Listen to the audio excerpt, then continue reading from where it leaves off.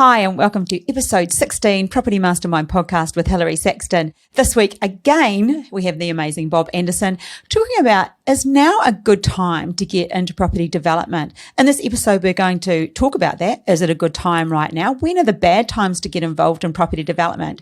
And also where Bob sees things moving in the future from where we currently are in the property market. So episode 16, let's jump in talking to Bob Andersen.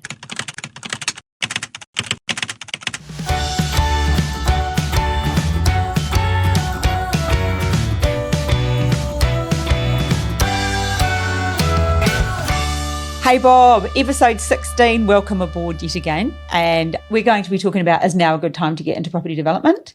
But anyway, thanks for coming.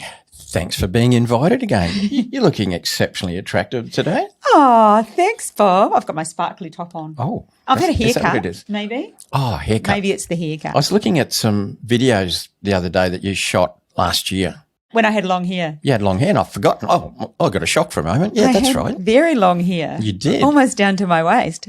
Just decided to move to the beach and swim more often and cut it all off short. Yeah. Loving it though. Anyway, hey, remember each week we give away either a coaching session or a book. And this week giving away another book, Property Millionaires Exposed. Bob writes one of the chapters on here. Many different ways to make money out of property, whether it's renovating, investing. Everyone's got their own version on why they think theirs is the option.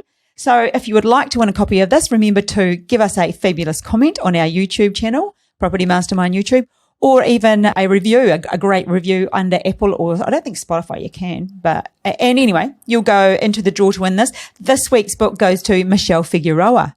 Hopefully I said that right, Michelle. So congratulations. This I'll reach out for you for your address, and this will go in the post to you. Great. Congratulations, Michelle. So anyway, let's talk about it. Wow. Is now a good time? Oh, before we do, for those that haven't listened to the podcast before, and this is episode 16, Bob's experience is 38 years as a property developer, 15 years in the educating people about being property development, so about how to do property development. So he holds a huge level of knowledge and constantly, he doesn't just develop in the state where we live, he's constantly developing with mentoring students in every state, and he's building a retirement village himself, and he assisting me building something over in Western Australia, an NDIS product. So Bob has a huge amount of knowledge. So do trust what he says. I do refer to him as Google when it comes to property. Only property though. Alrighty. So Bob. Not cooking. No, gosh, no. Not the Google of cooking. No way.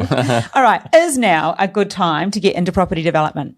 I believe so. And I suppose I could make the comment because I've often heard you say, when's the best time to plant a tree? And as well now, or the better time was 20 years ago. So I guess, I could use that as well and say, well, is a good time now to get into property development? The answer is yes. A better time might have been 5 years ago. A better time might have been 10 years. A better time might have been 38 years ago. It could have been a great time. But you might have only been 1 or 2 years old. So, probably wouldn't have worked. And there was a bit of bumbling then. There was no education. You were No. A bit of learning. Yeah, I did. I flew by the seat of my pants for a while and learnt the hard way.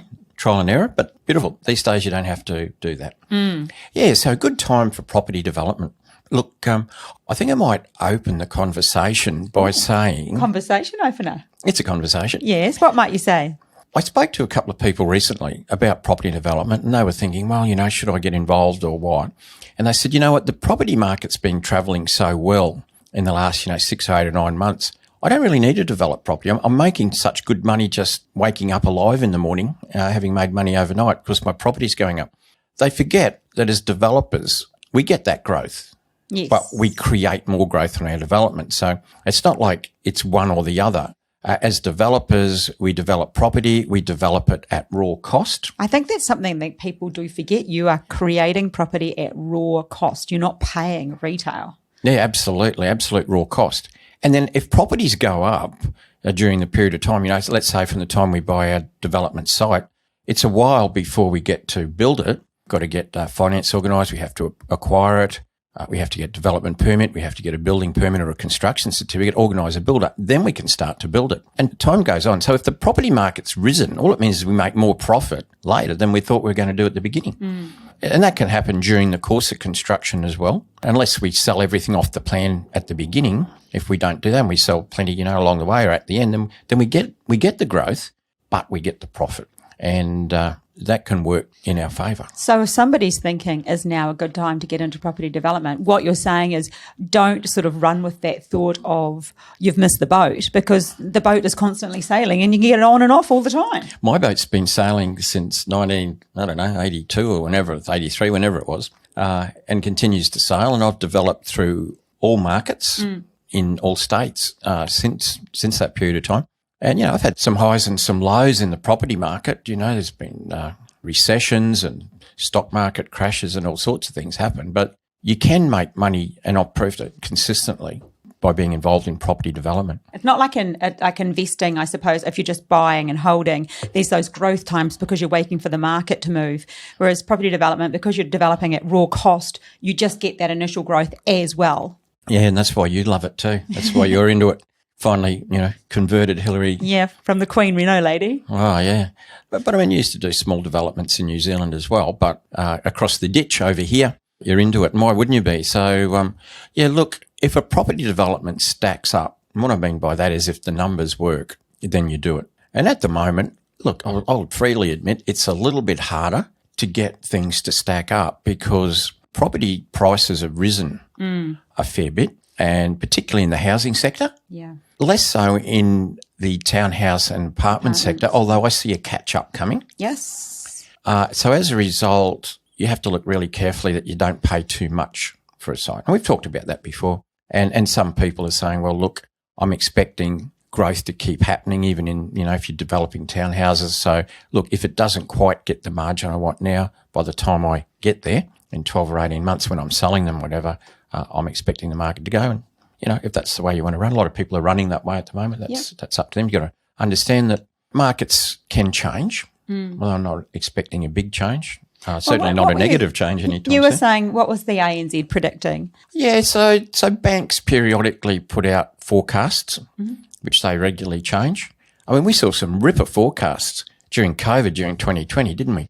From some of the banks that were banks run off fear and greed. When I say banks, I mean financiers generally. I mean, that's their two emotions. I might be a little bit simple when I say that, but really, that's how it works. And, with the average marketer listening would go, yep, they get with the COVID when it came out, there's a lot of fear. And we heard some pretty crazy predictions about what could happen to the property market, downwards. It was interesting though then, Bob. Remember, you went live on Facebook and said exactly what you thought would happen, and you were bang on. You said, this is what I see happening. We should repost that because there was a lot of people going live and saying stuff, and even what the banks had said, and they all got it wrong. And I was pretty impressed. You sort of stood up there and said what you thought, which was pretty, I don't know. Good on you. Plenty of people got it wrong, but I've seen a lot worse times than that. Yes. And so, like, for me, it was like a pimple on a pumpkin. But so we were talking about what the banks did say. What have they? What was their latest prediction? Well, in recent times, we've seen like the NAB come out, and they're a lot more bullish. Well, why wouldn't you be? Yeah. So ANZ, let's choose ANZ. They released what they saw as a property report a few months ago. So they were saying, well, second half of 2021, they expect things to slow down a bit. And that's a reasonable forecast because they were so hot during the first half of the 2021. It can't keep going up at that sort of a rate. So it has happened. It's slowing. Yeah, it's already some of the heat coming out of the market as well. Yep.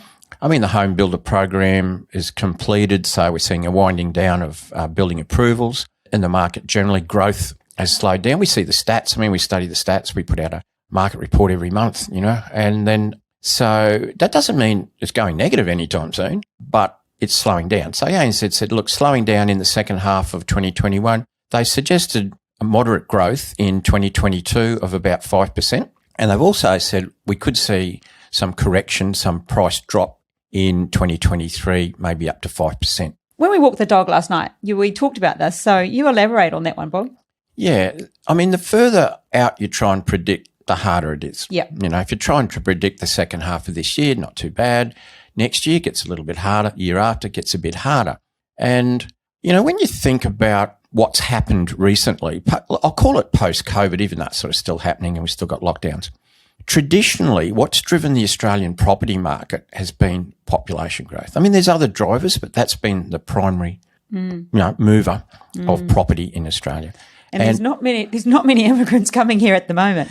No, well, population growth, traditionally has consisted of about 70% international migration, about 40% natural population growth. So natural population growth is pretty simple. It's number being born versus the number that died. That's population growth. And there will be a boom. It's going to be like the COVID babies. There's plenty of them. Yeah. I did predict that a year ago that everybody stuck at home with not being able to leave home. We might have a baby boom. It didn't seem to happen. In fact, births dropped off a little bit, but now they've picked up a lot. So be that as it may, but what I'm saying is that population growth has been the big driver.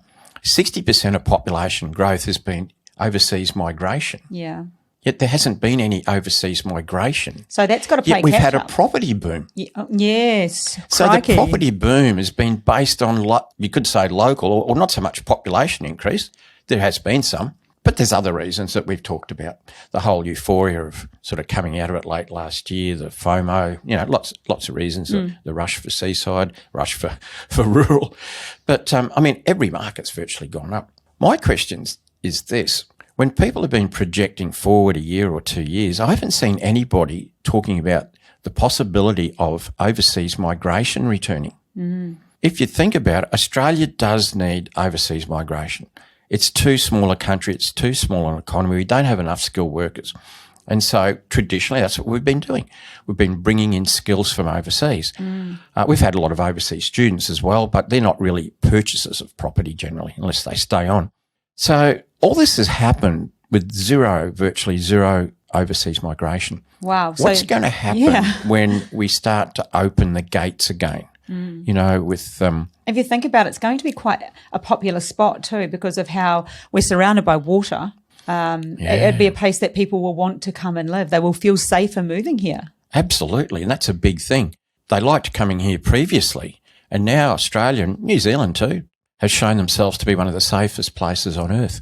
And I don't doubt there'd be even more people wanting to come to Australia, not just to better themselves, to get work, but because it is so safe. And the government may even have to filter or put a bit of a hold and control. I mean, they do control overseas migration to a fair extent anyway in terms of numbers. But I feel like there's going to be a real push. And what would that do to the market? Let's just say, I shouldn't pick on the poor old ANZ, but, they're talking about perhaps the market drifting back a bit in 2023. But that could coincide easily with migration. Overseas migration opening up again. So will that produce another push? Food for thought. Food for thought. There we go then. Is now a good time to get into property development? Yeah, I find it is. One of the things I love about property development is, as a developer, like you mentioned before, we create property at absolute raw cost. That gives us a buffer. Quick example, let's say we're producing a $600,000 townhouse for $500,000. We've got a $500,000 buffer as a developer. If a retail investor buys a $600,000 property at $600,000, they start off with no buffer. And so let's just say the market drifted back 5%. Let's say it happened overnight, which it never does. But let's say you woke up tomorrow morning. Worst case scenario. And property, front of all the newspapers, properties dropped 5% overnight. Bad luck. Somebody who bought a $600,000 property and it dropped 5% overnight would be worth $570,000. But as developers, we're creating that for $500,000. So even after that happens, we've still got a $70,000 buffer. And so, yes, markets can go backwards, and we've seen that happen periodically. But as developers, we start off with that buffer. I mean, I can think over the years, I've had projects where, let's say I was expecting to make $90,000 profit per apartment, might have been an apartment project. The market's gone soft. And instead of making $90,000 profit, I've ended up making, $60,000 or $55,000 profit. So, Bob, that's a question because I love to ask questions because I know people are interested in somebody's journey. So have you ever been in property development when you thought, this is not a good time to be a property developer? No. I've been in development, as I said, continuously for 38 years. And so there has been times when the market's pulled back. And that's those times when I've made less profit than I thought I was going to make. But see, we start off with such a big buffer. Do you think property is going to suddenly drop 20% and I'm going to lose all my profit? No. But it might come back, and that's what happens. But more times than not, the opposite's happened. Remember, property goes up more than it goes down. That's why we have growth. It goes up for a longer period of time than it goes down, and it goes up for more dollars than it ever comes back. And so as a result, if you've been developing continuously like I have, there's a lot more occasions where I've gone into a project, done my numbers at the beginning, and I've ended up making more profit at the other end because property's gone up. That's happened a lot more often than when the market's gone a bit soft during my development and I've sold it for less and made less profit. And I think something that people should know about you, Bob, is when it comes to due diligence and numbers, you are very accurate. Like your numbers, you never wing anything. You're quite particular, and you know your level of risk, what your percentage is going to be. So on the odd occasion, you talk to somebody and they say they had a project and they didn't make money. It's generally not because of the market. It's generally human error, isn't it? And that would be on like feasibilities or due diligence. They've done something wrong, and that is why they didn't make the profit. It's not because of the market. Would you agree with that? Most cases, that's true. Yeah. Excluding places like Perth or where they've had... Yeah. Like Perth back in 14. Yes. It had a major when we say a correction, Perth was running hot. For a while there, the average value of a property in Perth was higher than in Sydney. Whoa. Yeah. But you have to remember a market like Perth's very driven by mining. Yes. So if it's going to have a correction, it can be a severe one. If it's on a really hot market like Perth was, 2012, 13, 14, and the mining is affected, then it's going to have a massive effect. And that's what happened. It was more like playing commodities probably in those days, waiting to see what was going to happen with mining. And that happened, And you got Darwin as well that had some big corrections. But Darwin is the population is like a suburb in Sydney. Like I know it's a capital city of the territory, but it is very small population. So never been. Yeah. Maybe we should go there. Don't go in summer. No, I've heard it's not the place to be in summer. No. Yeah. And so, look, over my life, I've developed in times when there's, prices have dropped back and more often prices have gone up. So you win in the long run. But where people go wrong is often they get their numbers wrong. It's back to, that's one of the things I love about property development is that it is numbers. It's based on numbers. It works or dies on numbers. You're very number. If you're number orientated, this is your game. Yeah, Bob loves numbers. I do like numbers. You're clear, like in your head, you can calculate stuff. I guess it's not so much that I love numbers. It's that I like analytics. I like something solid behind something. I like a formula. Now, property development's not a formula that as such, but it's the results of analysis. It's something that if you do it right and the numbers stack, then that's right. Yeah, I'm an analytical sort of person, and therefore I sort of lean towards numbers. I don't lean like emotion. Like you don't let emotion drive you when you're buying a development site. And which is the whole FOMO thing right now. No, don't get caught up in that. Yeah. So what are other reasons that now is a good time to get into property? We had a phone call from somebody last week. That's right. Who talked to you. We have a lot of people call up about the courses, the Property Mastermind online course and the workshops and what we have to offer as products. But this guy rang and spoke to Bob, and he'd actually talked to him 5 years ago, and that was just this week. And he said, I am kicking myself, not just because what he could be doing now, but what he's missed out on. He's living in reflection. We did ask if we could share this story because we said that we were no names, but we were going to be having a podcast around is now a good time. So could we share this story? And he was like, yes, totally. You have to share this story. He was kicking himself. What did you get from that phone call, Bob? Well, the phone call was that I met this fellow about five years ago, and he was keen to get into property development.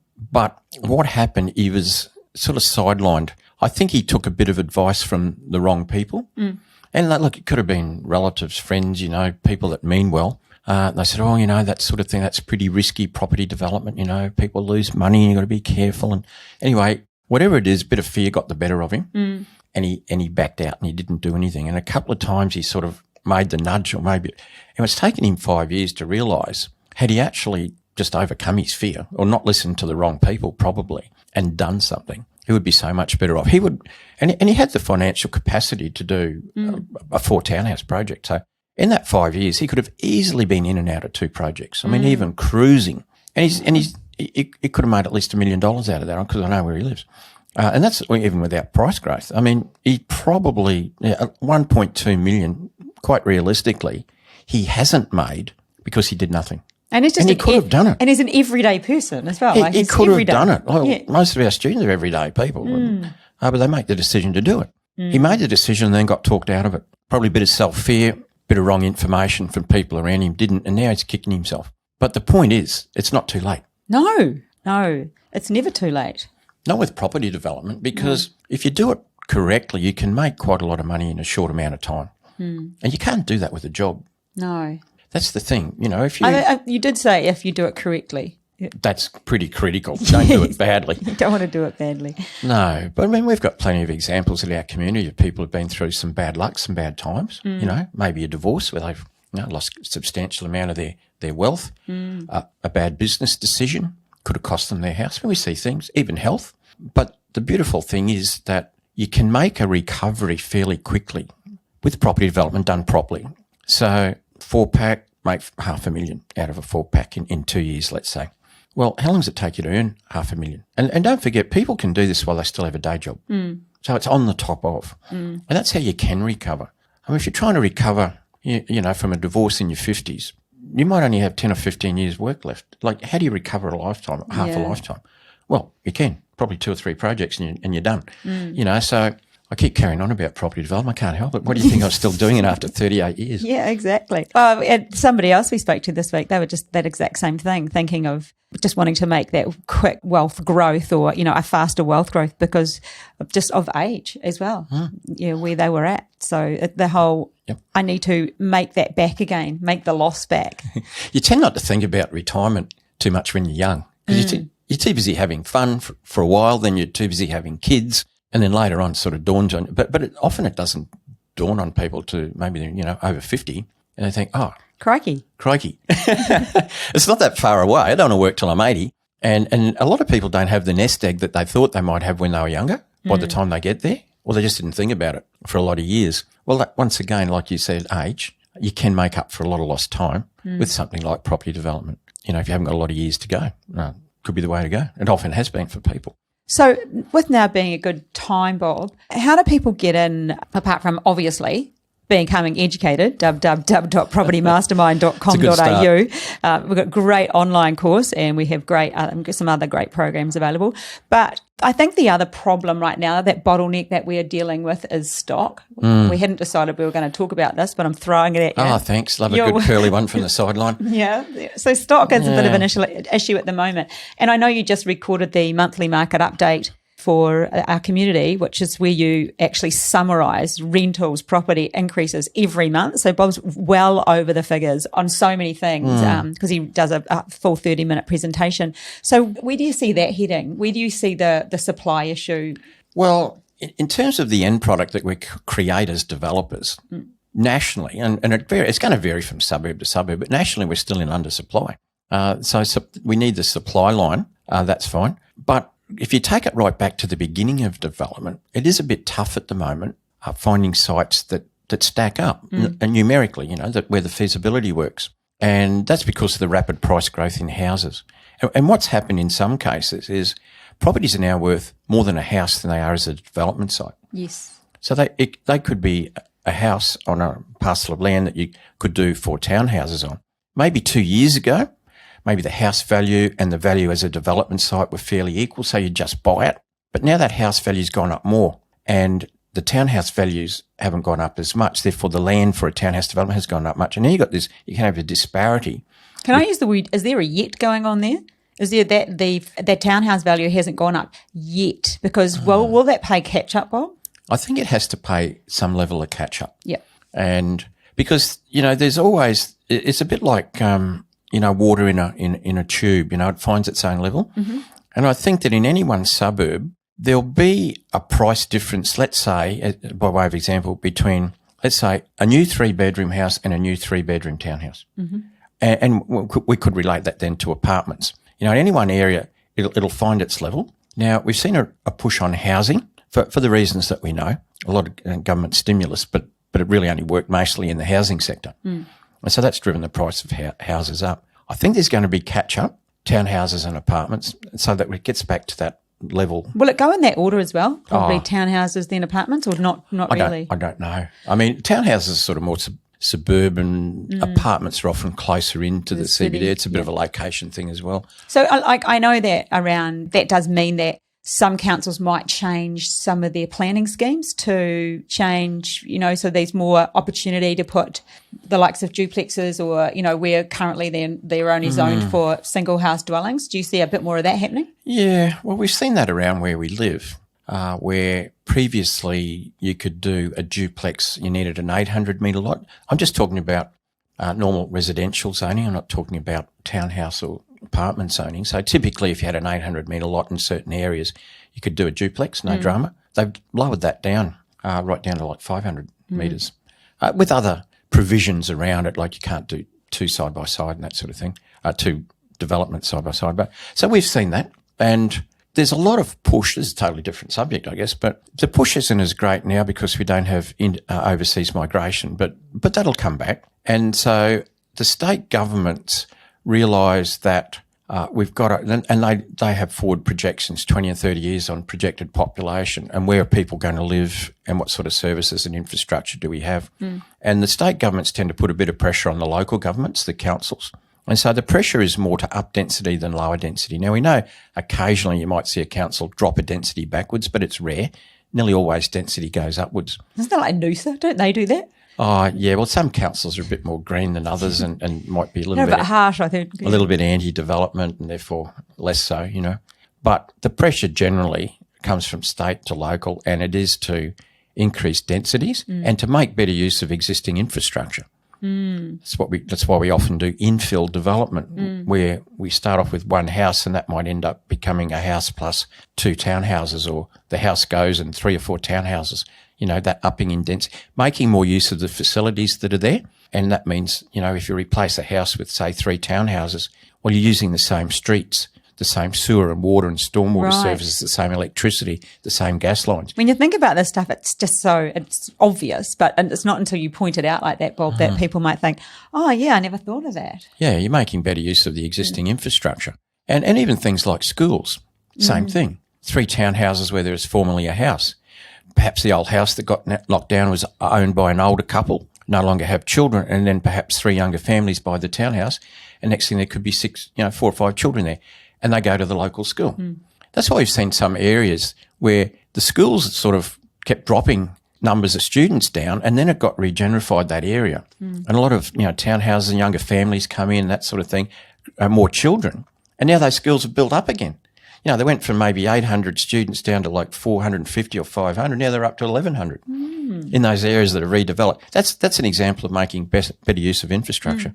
Anyway, getting off subject a little bit. Yeah, I know, but it's very interesting stuff. I could talk. We do talk for hours on property, but that's just that's actually so interesting. So, is it time to wind it up? It's your podcast. You tell me. I'll talk all day. You keep talking to me about property. I'll keep talking. Well, I think the answer to the question is now a good time to get into property development. And the reason I chose the name of this topic was just that query that people have, like, oh, property's gone up so much, and just to have that realisation that, we're creating it at raw cost. Yeah, there's a lot more behind it if you think about it. And we have a great education program, obviously. So if you want to learn how, check us out, propertymastermind.com.au. Bob's been teaching for 15 years, but also just, to cover off some of the questions, or just some of the reasons why, like the migration and just what you said, infrastructure and council changes and all the things and people calling saying, I wish I did do it when I talked to you about it 5 years ago. And so anything in summary, Bob? Anything in summary is that virtually any time is a good time. Yes. And a lot of that's because as developers, we do have a big buffer in our development. So even if the market, turns a little bit, we've got 2 choices there. We can take less profit out of our development, or we can hold it, or hold some of it until the market improves. That's what I've done on different occasions. Sometimes I'd be prepared, okay, instead of making 100,000, I'll make 60,000 because the market dropped 40 during my development. More often than not, it goes up 40 rather than drop 40, but that's okay. And on some occasions, I've held property. Until the market improves. So that's a story for another podcast. I know that one you're talking about, one that you held for a while. It was hard work to hold, but you did. So yeah, we'll save that for another day. Yeah, you've got so many good stories after 38 years. Been around a while. Yeah, you've been around a while. Okay, well, thanks so much for sharing, Bob. I think that's very enlightening and just giving people a new way to look at things, perhaps that you hadn't considered. As I said, Michelle Figueroa won our book this week. If you'd like to be in the draw to win it, give us a favourable comment on YouTube. You can see us on YouTube. If you want to see me fully exposed, no, that's it. Oh, okay.